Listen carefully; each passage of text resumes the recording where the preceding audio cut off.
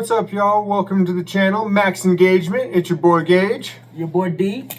And we just watched, this one is half an off-the-cuff review, because D hasn't seen this one, but I have before. We just watched Shadow of the Vampire, directed in 2000. And, it stars Willem Dafoe, John Malkovich, and Cary Elwes. And right off the cuff for you, before we go into how we feel about this movie, have you seen the original Nosferatu before? No, I haven't. But you are very aware of it. Yeah, I'm very aware. As a horror fan, it's kind of hard to avoid. I've seen it plenty of times in other horror movies. So I always wondered, what was that? But now I know that, from you, of course, before I seen this movie, I know that's a very vital part of horror history right there. Very vital. So I've seen the original Nosferatu from 1922 probably upwards of 15, 20 times. I'm a huge, as much as I like crazy fucking wild horror movies, I love all types of horror movies, including silent films. I watch a lot of silent films, like The Cabinet of Dr. Caligari. I've seen Haxan a few times.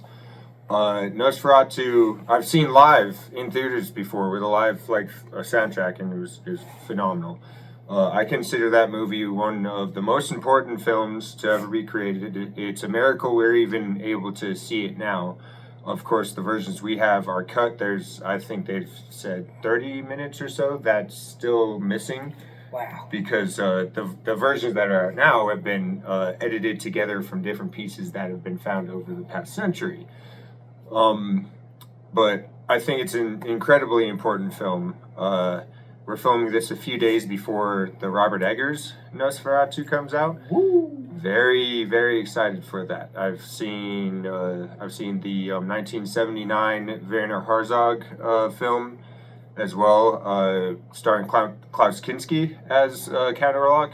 I think that one's pretty excellent as well. But I don't think anything comes even close to the OG movie. It was ahead of its time. I think even as a silent film, it holds up. There's not many silent films I feel like hold up. I think Metropolis holds up as well. But yeah, I think it's really good.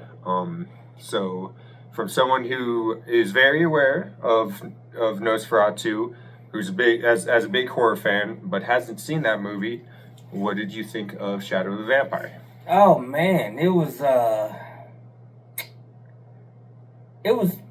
absolutely amazing. It's just the way how they were shooting the scenes. The original, if you put both of them side to side, it can just be oh my god, it's step by step, any type of small movement they had it. Mind blowing. It was wow. Yeah. Yeah, as someone who's seen it a bunch of times. When I first saw this a few years ago, it blew my fucking mind. I was all wow, they really put in the work to make sure this looked as authentic as possible. I think Willem Dafoe. Oh my god, so fucking good, so fucking good. So the general premise, before we go any further, the general premise of this movie is John Malkovich stars as F.W. Murnau, the guy that directed the original Nosferatu in 1922, but this tweaks history a bit. It uses as much as we know about the production of Nosferatu, which isn't much, of course, it's a 100-year-old movie, but it uses that and incorporates it, but twists it a little bit. What if F.W. Murnau actually hired a real vampire? We know Max Schreck was a legit actor. There's little that we know about his personal life, but there's a ton of silent films that he was in.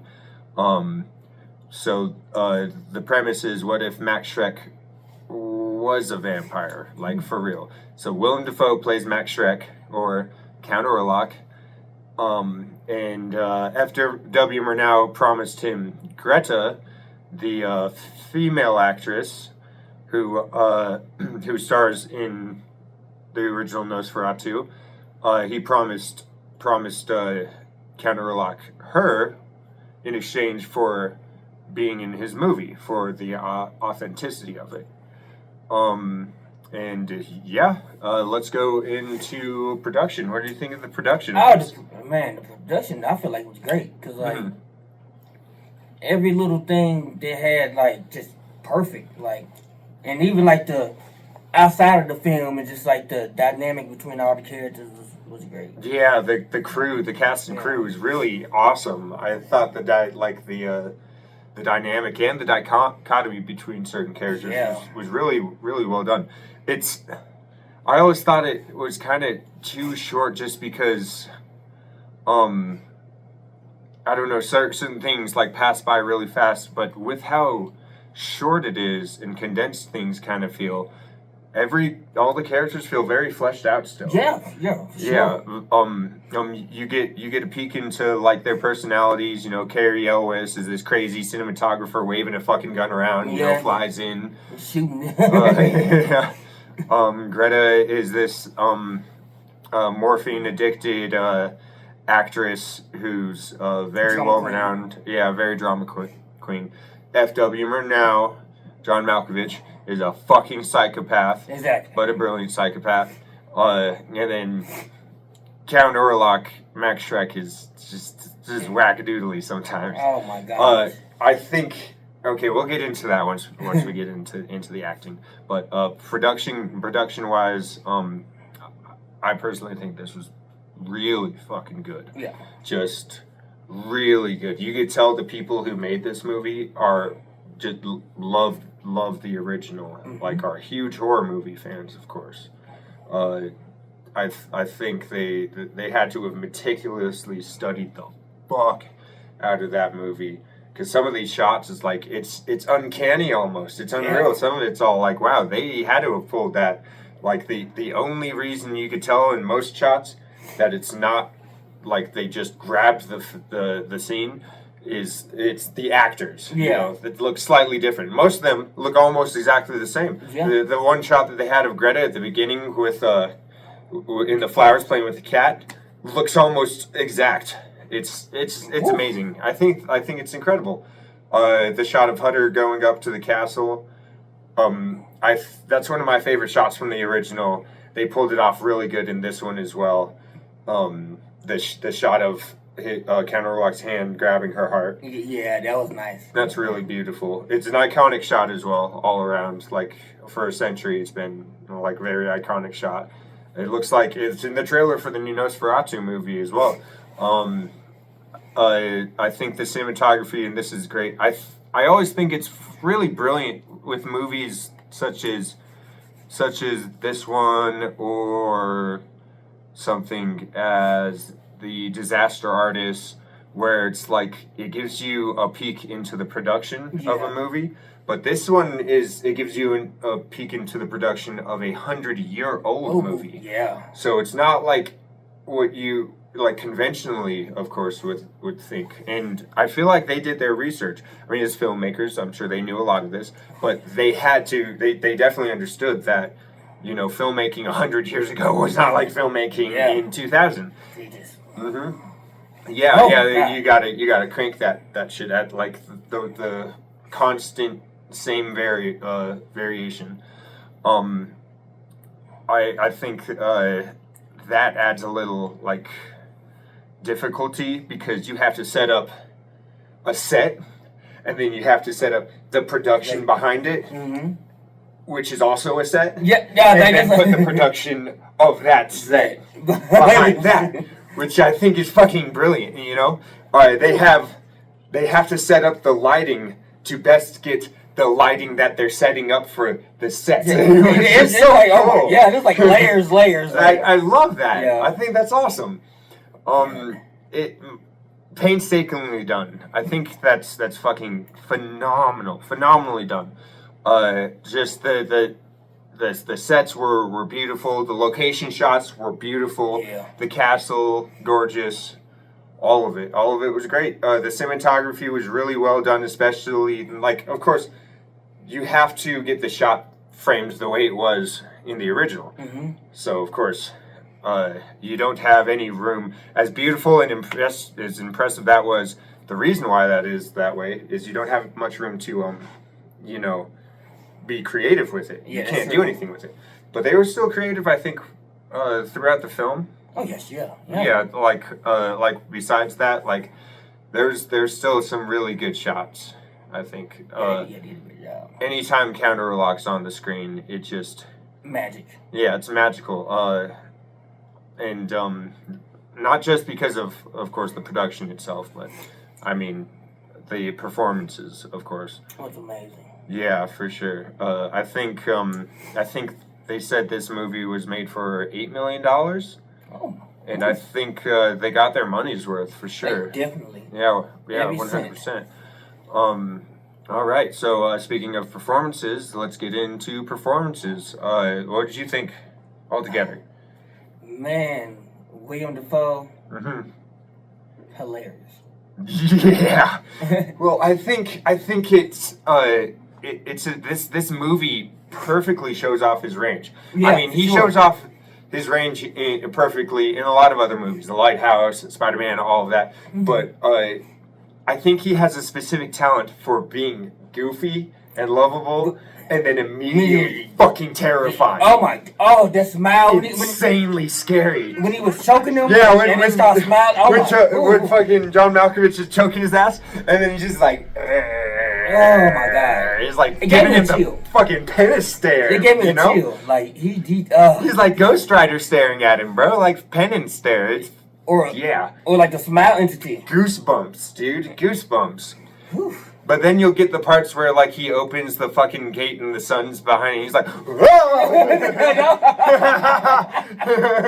No, oh my God. He was fantastic. Every scene with him Was was perfect. Was so well done. well done. He did perfect with like the silent film scenes where it's like recreating the parts. He did perfect with that. But then every other part where it's William Dafoe playing a vampire, playing an actor, playing a vampire. Like holy shit! This movie had a lot of layers. It's so meta. I want to get this out of the way real quick. We'll probably discuss this once we're towards the end. But I just don't understand why no one's seen this movie. It's so good. I was mad at myself because I didn't see it. Like, It's hard. It used to be hard to find. You can find it on Amazon now. But I know when I first watched it, I had to hunt this fucking thing down maybe like 5-6 years ago. No one's really heard of it, and it's a shame because it's brilliant. And I feel like more people should see it, and more people should be aware of it, especially right now with the Robert Eggers remake coming out. And it just had its 100th anniversary like 2 years ago. But anyways, back to performances. I think John Malkovich is also a savior. oh yeah, for sure. He's all like, I'm not gonna let William Dafoe outshine me in this fucking shit. And when he go batshit crazy, Yeah. he went batshit crazy. Yeah, especially at the end. It's oh my like, God. whoa, oh my, The like look of his crazy. eyes was just, and he kept on Just talking. crazy, and he's speaking so politely Politely. still. It's just so It's a good. dead man, He's a like real- talking to the dead Yeah. man too. He's all like, Alistair, can you get me my statement or something? And I'm like, oh God, it's like so good. He's just like the chemistry with him and William Dafoe, where they're both on screen, fantastic, Oh man. floored. And like the thing is, like you can get John Malkovich and Willem Dafoe in a room and have them have great chemistry and acting in a scene, but to pit them against each other as a director and a vampire is just so good. That's Like fantastic. William Dafoe's just looking at John Malkovich is flipping his shit on. Is like, Yeah. you better fucking do it. And then like William Dafoe's just like this motherfucker. Yeah, I doing it. Like why the fuck would I listen to you? I'm thousands of years old, you little shit. You know? Just flicking his fingernails. Yeah. Which I thought was cool too. I was all like, wow, was that like part of the script, or was William Dafoe just doing that on set the whole time? And they were like, okay, I guess. Yeah. Especially when the dude ran up to him like, he's all sitting there. And he's just. There's so many shots of William Dafoe giving his iconic crazy eyes, his Oh my fucking God. psycho eyes. You know. that was beautiful. There isn't a single actor on the planet, I think, that would have been able to pull that off No. better than Willem Dafoe. Like, No, not at all. It was so good. and so underrated. I understand that he's been in a bunch of other really good movies that have been showcased because everyone loves Willem Dafoe. You know, Oh, yeah, of course. he's awesome. But everyone knows him just from like Spider-Man or Aquaman. or What is it, Platoon? Platoon. Platoon, Mhm. yeah. Yeah, back when he was babyface. Yeah. But this really is one of his best works, I think. Yeah. He's good in everything he's in, Lighthouse, shit like that. But I think he excels in this. And it's like, yeah, I understand Willem Dafoe, you put him in a movie and he looks like a crazy person. He's like really, really, really wild and stuff. But people like that, actors like that, you got to get them in makeup. You got to get them in prosthetics and turn them into a fucking monster. Yeah. Motherfucking Colin Farrell as the Penguin. You could do something like that with William Dafoe. It would be Man. amazing. Nicolas Cage and Longlegs, bro. Man. Yeah, for sure. I would be terrified. This is perfect. He's the perfect fucking actor for this kind of role. Because he can be scary. Yeah. He can be scary. Yeah, for sure. Whew. I think, and I had heard rumors a few years ago that he was going to be playing Count Orlok again in this Robert Eggers one, and I was like, that's fucking perfect. I'm cool with that, you know? The only other person I would have been okay with is the guy that they actually got, which was Bill Skarsgård, which I think is perfect. Great actor. As well. They have him as Van Helsing now, I think, which I think is also great. I'm really excited. Oh, you did tell me that. Yes, Yeah, right? for sure. Wow. For sure, that movie's gonna be stacked, Wow. bro. Nicholas Hoult, Lily Rose Depp, Willem Dafoe, Bill Skarsgård. Yeah, it's absolutely stacked. We'll probably do a review on that. It'll probably be a little later, but we'll most likely get to that one. I'm kind of looking forward to that. Yeah, for sure. Me too. I'm way looking forward to it. That's been my most hyped movie to see for like years now. Cool. Anything else you'd like to say about the acting before we move on? Man, I think we just covered it, man. Yeah, I mean it was good all around. The whole beautiful cast was great. You know, from start to finish, like the co-stars were really good too. Everyone was good. Carrie Elwes was fucking insane great. person. Yeah. Like I had like no boring moment. It just had me like. And it's one of those films Wow. that you feel like would drag on, really. Yeah, But you're engaged still the entire time. You're engaged to the max. Yeah. No pun intended. But I think I think every performance was great, even when none of the main co-stars are on film. Udo Kier is fucking phenomenal. I think he's another underrated actor too.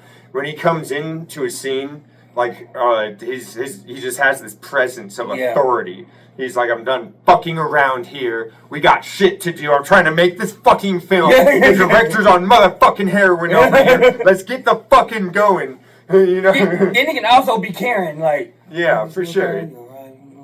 Work it out. Yeah. Well, more times than not, I noticed like, the producer in certain movies like this, or the guy that's next to the guy going crazy, such as in this movie, John Malkovich as the director, they'd be pushing back on certain crazy things they're trying to do. But Udo Kier, for most of the movie, he was like, "Oh yeah, for sure, let's do this." Yeah. He's like, "Oh, this movie, we're not shutting this fucking movie down. We're going.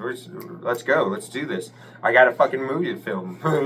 You know? And he liked to say like, I'm gonna put. He's all like, he just comes up and, like, there's one scene, I think it was with Carrie Elwes, when Carrie Elwes came up, he's all like, I'm the producer on this film. I'm like, oh my god. He's like shot in shadow. I'm like, fucking A, dude. Okay.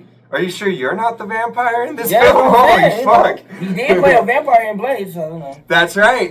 Yeah, for sure. That was before this, too. Yeah. That's probably why they got her. I was like, Yeah. it's not vampire shit. Yeah, get over here. Yeah, he got burned. He burned up. Yeah. What can you do, right? All right. So next section is visuals. What did you think of the visuals? Great. Yeah. Great. The camera shots, like the scenery, the way that Willem Dafoe looked. The makeup on him, yeah. Man, just the makeup, the old Oh wait, school. there was no makeup. No makeup. Yeah. He did snap when he said, no makeup. He's like, he's putting makeup on his face, and he's just sitting there, just like, no, don't put no fucking makeup on him. He was kind of like a baby, almost to a certain extent. Like, Yeah. beautiful, like just.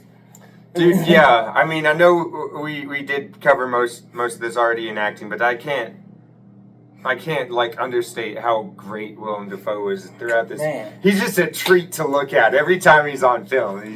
He's just sitting there like with these crazy expressions. Especially when he was in the casket. Yeah, oh my gosh, that shot had us dying. Man. It shoots at him, like, it has a shot of him, like, in the casket. It just shows him, like, through the holes in the coffin. And he's just like, the funniest fucking face. Say that shit. Oh my god. Spider-Man come out today. Oh my god. But fucking, all right. So, yeah, visuals, I think, were fantastic. Yeah. The set design was wonderful. The mirror scene. The mirror scene was really impressive. Yeah. Very impressive. I'm sure they just shot that with doubles. There's certain movies, of course, Terminator, shit, there's a handful of movies where they just use they use twins, you know, for shots like that. Yeah. But I don't think they showed either Canterlot's or Greta's face in the actual shot. Just showed her face in the mirror. So it might have been a double. Yeah, like, I know they did that once in the Twilight Zone where they built one set and then they had a mirror, but the mirror was just a hole, and they rebuilt the set reflecting on this side. Oh, that is. And That's they just amazing. had doubles coming through there, and yeah, for sure. But yeah, I thought that was well done. Not very many special effects, of course. A lot of times, like, you feel like, and of course, I kind of feel like this with the original Nosferatu, where you're all like, Canterlot ain't shit, you know? Yeah, He's yeah. just looking like a derpy old man. Yeah, But then he gets shot, and like Carrie Ellis is just like, fuck the bullshit, and just shoots him. And the dude's all like, fucking dumbass, and he's stupid. Then he grabbed him by the top of his head. He just Wow. like, "Rah!" Like he opened up a bottle, like, oh my gosh, like. Yeah, for sure. For Woo. sure. Which I think is important to the mythos of a vampire, an ancient vampire, which is another thing I think they did great, because a lot of times with vampire stuff you don't feel the insurmountable cosmic weight of this person's been around longer than anything that has existed. Yeah. You know? And it's of course hard to fathom something like that, being mortal ourselves, and the writer of it being mortal themselves, you know. But it's fun to think about, and I think, you know, if there was a guy who's lived for millennia and met Plato, as he says, you know, they would be kind of off their rocker, of course, yeah. you know, Like- kind of like this. Please let me die. And like Carrie Elwes is trying to speak philosophy to him, and he's like, "I'm tired of your bullshit." He's like, "I don't give a fuck. I'm immortal, motherfucker. Why should I care?" And he just showed his hand, like. Yeah, he's like, Oh, "Fuck off." And I think they captured that Yeah. very well. That was great. I think it was all really good, and yeah. So that's visuals, very fantastic. So we'll go to sound. What did you think of the overall sound? Oh man, it made you feel like you was back in that time. you know? Yeah, it like the intro feels very Yeah. much like something you'll see out of, so, of course, silent films all have different soundtracks. Different versions of silent films have different soundtracks. I've heard Nosferatu with a ton of different musical scores tacked onto it. The one I saw live, in a theater, they had made that like a synth score specifically for the movie. Oh. But a lot of times they'll just tack on some classical music or some Yeah. shit, you know, and it won't really fit the theme, but it'll all sound like something you would have heard from like a movie from the 40s or the 30s and shit like that. You know, like with the advent of talkies, with sound movies, like in the 30s, Dracula and Frankenstein and stuff, they didn't know, like how to, they hadn't learned really how to do soundtracks and stuff, or really what to do. So like with those movies, they didn't even have their own original soundtrack. Like the intro was just the Swan Lake song, you know. But yeah, I think the intro invoked that kind of in a way. It sounded like I was watching like an old silent film. It looked like an old silent film. I think the soundtrack throughout it is imposing, and it's very period piecey, you know, which is good because this is technically a period piece. Yeah, true. And I think it was fantastic. A lot of it was silent, of course. Yeah. Yeah. No, pun or anything intended, but there's a lot of like just no soundtrack going on, and all you hear is William Dafoe's, you know. Yeah. I think that was really well done. Yeah, voice. I love John Malkovich, and I think he has a unique voice. And there's some times where I was like, wow, his German accent is good. And other times, like, that's just John Malkovich's voice. Yeah, like... There's some, like, at the very end, it sounded like he had given up on the accent. And he just was like, I'm just going to speak in my regular voice. Yeah, you know? Like, okay, John. It looked like he got caught up in it, like, in real life. Like, he just caught up in it. Yeah, I think that was a little just a little wonky, but I think he's great still. Yeah. Hearing Cary Elwes attempt well, he's an Englishman, right? But hearing him attempt a German accent, he was great in this movie, but it was kind of silly. It was kind of silly because it still just sounds like Cary Elwes, just with different inflections on certain words, and it's just like that doesn't make sense. Yeah, it doesn't work in my brain, you know. And it kind of like goes back to how good the movie was. Like that didn't even matter. Yeah, it's still a good film. Yeah, for sure. Yeah, but being real movie watchers, you got to see that stuff, man. You got to, just we pick up on stuff like that, especially gays. I think Willem's fucking accent. I think it was pretty good. Yeah. I mean, he's a wacky guy, anyways. And he could do all kinds of stuff. I mean, The Lighthouse, bro. He has that crazy ass like pirate accent. Yeah, like man, like hark. You know, range is out of this world. Yeah, impressive, very impressive. Okay, and that brings us to the final thing, which is story. What did you think about the story on like a script-wise basis? Oh man, great. Yeah, like.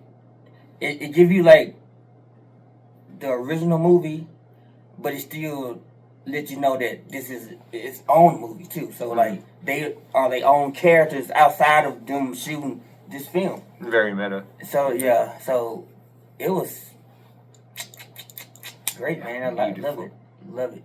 Yeah, I think this one's really fun. I just think the premise is so good. As a Nosferatu fan, who would think that? That's crazy. Yeah, it was in the advent of, like, this is coming off a few years after Scream and after Wes Craven's New Nightmare, so they were already doing kind of sort of meta stuff by this time, but I think, like, this movie is a great idea. It sucks that no one fucking saw it.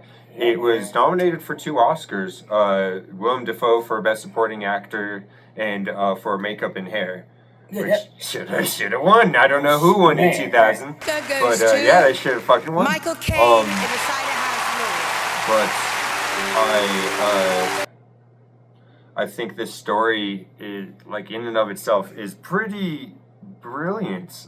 Yeah. I really like that idea. I want more movies like that. Yeah, like, what if Lon Chaney was actually a fucking werewolf in the 40s? Woo. You know? Or some shit like that. I think something... That'd be... Oh, my God. I think it's a great idea, and I think it's a great movie. I think certain things were rushed, just like... like, oh, we're going here. We're already here. Oh, we're going here. Oh, we're already here.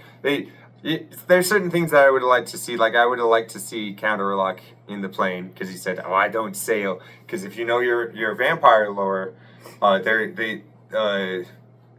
vampires can't travel over running water.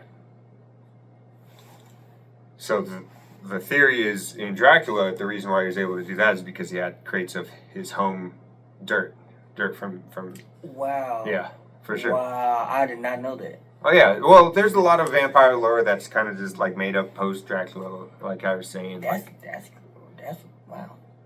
That's something new. Yeah, for sure. Like the sun doesn't kill him or anything. Like in the book, Dracula, of course, he gets beheaded and shit like that. But yeah, I thought there was certain vampire lore that they put in this that was pretty cool. Yeah. The non-reflection, which was pretty cool. It made you wonder, like, what would work. Like, they had a stake, and it was like, oh, would a stake kill him? You know? They showed crosses all over the place, but he seemed to not be, like, bothered by them. And how you need the coffin to, With the dirt from his homeland, yeah, for sure. Which is just like in the lore. Of course, this was, the original Nosferatu was a adaptation of Dracula, but of course they couldn't get the rights, and Bram Stoker's widow didn't approve of this movie at all, and wanted to try to get all copies destroyed. So I found it interesting how they had this vampire in this movie that had nothing to do with Dracula, was just happened to be a fucking vampire. Yeah. And they just happened to be making a vampire movie. So, and there's the scene where they're talking to him about, like, him being a vampire, I thought was one of the best scenes, where he's like, he's like, they're like, oh, where were you born? He's like, I don't remember, and shit like that. I was like, that's brilliant. That's really good. And then he says that F.W. Murnau gave him a copy of Dracula, and he read it, and I thought his point of view was fucking hilarious, pretty great. He's like, it made me sad because Dracula doesn't have any servants. Yeah. How does he know how to cook food for this guy that's staying in his home? While drinking liquor. He's all like, how would he remember how to purchase bread or choose the right type of cheese? I'm upset with that. Definitely got upset. Like, oh my god. But yeah, I thought the story in its entirety was great. Can vampires get drunk? Oh, in certain versions. Have you seen What We Do in the Shadows? Oh my god. So there's this one episode where they're like, they go to like a rave or whatever, and fucking they drink some fucking the blood of some people who are on drugs. And one of the vampires, he's got like a traffic cone on his head, and he's all like, we drank the blood of some people on drugs, and now I'm a wizard. Oh my god. And I think this guy was chugging gin, so this vampire does. And he apparently gets fucked up by morphine in the bloodstream as well, as we see at the end of this film. Which I thought was great. He's like passed out on her, like. Yeah, with the hand on the boob still. With a hand, gently rest on the boob while he's naked. The scene when they're fucking filming him when he's supposed to look at the locket and be like, "Who is this?" and he's like, "Oh wow, she has a wonderful bosom." Yeah.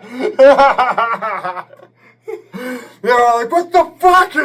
Apparently, he really into boobs. He really liked her tits, but he was drinking her dry. I'm like, dang, dude, make up your mind. Dang, we have powdered milk after a while. Oh my gosh.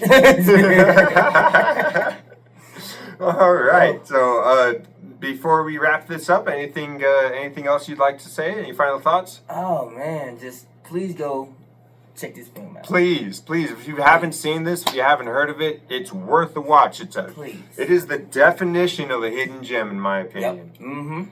Yeah. Definitely. Yeah, for sure. No one saw this in theaters. It was a flop, unfortunately. Which I mean, it sucks. And like, I feel like, yeah, I feel like more people should see this. Yeah. Yeah. Sure. Yeah. I think this is quintessential.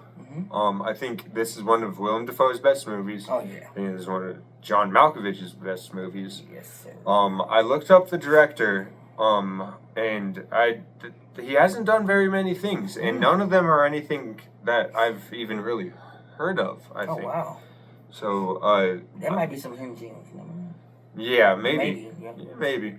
Did they? None of them looked like this. Technically, is like a black comedy horror movie. You know, none of them looked like that. Mm. But I do want more movies like this. This is Yeah. I love period pieces, and like I said, I love old movies. I'll watch a movie from any time period. I'll watch any horror movie, from like a silent movie to a black and white movie to, you know, a movie that just came out a couple days ago. And I think these type of movies really seem to bridge a gap, you know, in time, because like you can't talk to any of these people that produced like the original or anything. Yeah, like you just 30 minutes lost. You said 30 minutes is lost. That we know of. Oh my God. Yeah, I believe the original runtime was like 2 hours or so, and we have about an hour and a half of footage. There's certain VHS versions of it that like aren't entirely complete, that are just like an hour's worth of the film, because like this movie was supposed to be destroyed. So there's and which is crazy, because there's movies out there from that time period that are just lost. We don't have any copy of. Certain movies we just know exist because of marquee signs or posters or even scripts, you know? Like I was telling you before, that Lon Chaney Sr. movie, London at Midnight. No one alive has seen that movie. We just have stills, and we have the script. We have certain like posters and stuff, but no one's ever seen it before. It's lost to time, which is crazy because that movie wasn't ordered to be destroyed. You know, this movie was, but it's like it shined through, and it was able to be preserved enough for like us to be able to see now. At least a glimpse. Yeah, which I think is great, and I think movies like this that like take liberties, of course, but still connect dots Yeah. in a most realistic way, in certain ways, of course. If you take out the whole Max Shrek being a real vampire thing, this could be presumably how it was made, you know, and how it was done, which I think is great, you know, lift the veil, which I think is beautiful. It's absolutely brilliant. This movie altogether is just beautiful. Start to finish. It's a beautiful film, and I can't praise it enough. I think it really needs more eyes on it. I think people need more exposure. I think people need to talk more about it. I'm definitely gonna be talking about it. Yeah, for sure. So you recommend this one? Definitely Yes. 5 stars out of 5. Oh yeah, same. I recommend the fuck out of this movie. I say, like I said, if you haven't seen it before, find it. You know, find it, check it out. Before we go, I did want to touch upon how we got someone who's seen the original hundreds of times, and someone who hasn't seen the original, but of course knows of it through the zeitgeist. How do you feel like?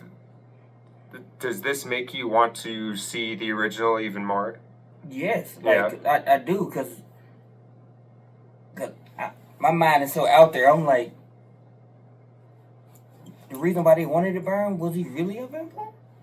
Like I don't know, but it made me want to watch it and see like all the stuff I seen in this film and the original, and be like, oh my God, this is where they got it from. Okay, oh man, this is art.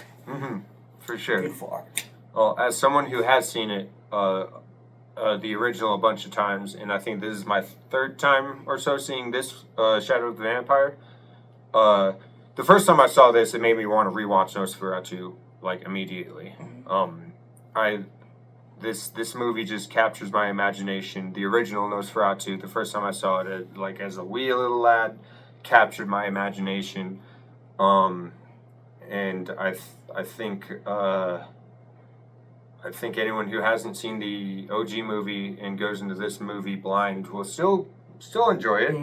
Yeah. You know, still like it even if they don't know anything about Nosferatu. And then you could go into Nosferatu and see the shots that they did in Shadow of the Vampire and be like, wow, they like it's almost pulled straight from it. You know, fucking 80 years later.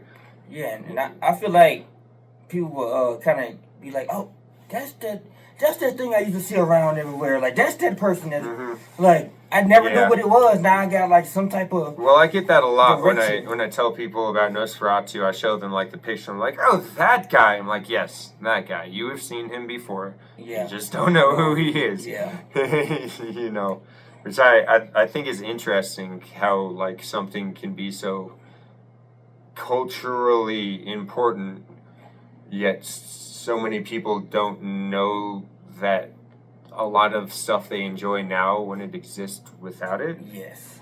You know, which I think is interesting. And not just this silent film. There's a couple of silent films out there like that. Like the Cabinet of Dr. Caligari, I think is way ahead of its time. Same with Metropolis. I don't know if you've heard of Metropolis before. I think I have. But, I think I've probably seen different type of scenes. oh, you probably have. Yeah. There's this robot in it that looks like a female C-3PO. Wow. Fucking 50 years before Star Wars. There's stuff that we've pulled from that movie that movie kind of created how the structure of a science fiction film is made. It's like it's to a T. Like almost every science fiction movie is a formula based off of that movie, which is crazy. It's a copy of a copy of a copy. Yeah, like it just like pillars and just like this. Okay, bam. Oh yeah. If it wasn't for that, you wouldn't have this. It's like, every single cyberpunk movie takes shit from like Blade Runner, but then Blade Runner took shit from other cyberpunk or future movies, you know. But if you look at certain scenes from Metropolis, it's like, holy shit, that's Blade Runner. Yeah. Like 60 years before. that's wild. Same with Nosferatu and Yeah. shit like that. But I think this movie is a great homage. Shadow of the Vampire is a great homage. And I think it's interesting how it hasn't gotten any traction, especially with the fact that Nosferatu seems to not have as you would think that it doesn't have that much traction, I guess. But within the horror community, like most horror movie nerds know Nosferatu. Yeah. Most horror movie nerds do not know Shadow of the Vampire, though. You know, you got to know the OG. You know? Yeah, well, yeah, for sure. But this can bring a bridge right to the OG. yeah, like, exactly. And I think movies like this should work like that as a gateway to the OG movies, you know. Bring them back to the original. But no one seems to have heard this one, unfortunately. But like we said, we recommend the crap out of this one. Oh, yeah, for sure. Go check it out. But anyways, thanks for checking out the channel. Go ahead and comment below. Let us know if you've seen this one. If you have, let us know what you think about it.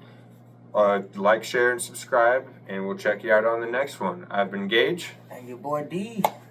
Take it easy, guys. Peace.